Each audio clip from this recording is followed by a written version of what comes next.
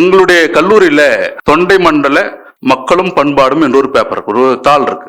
அதை நான் தான் நடத்திக்கிட்டு வரேன். அப்ப நடத்துகிற பொழுது நான் தொண்டை மண்டல நில உறவுகள் சாதி அத்திப்பாக்கம் வெங்கடாசலனாருடைய அந்த நூல்ல அந்த ஒரு கட்டுரையை ஜெராக்ஸ் போட்டு என்னுடைய மாணவர்கள் 16 பேருக்கும் கொடுக்கிறேன்.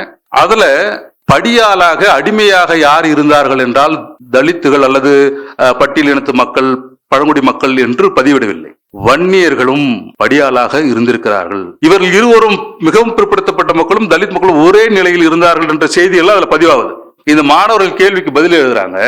பதிலில் அந்த ஒரு 10 பக்கத்துல இந்த 2 பிற்படுத்தப்பட்ட மிகவும் பிற்படுத்தப்பட்ட அல்லது பட்டியல் பழங்குடியின மக்கள் எல்லாரும் அடிமையா தான் இருந்தானுங்க, ஒருத்தரும் மேல இல்ல அப்படின்ற மாதிரி பதில் இருக்கு. மாணவர்கள் எழுதுகிற போது அந்த 8 பக்கத்தை விட்டுட்டு அந்த 2 பக்கம் இருக்குல்ல, பட்டியல் பழங்குடி மக்கள் அடிமைகளாக இருந்தார்கள், இதை மட்டும் தான் ஆன்சர் எழுதி வச்சிருக்கிறாங்க.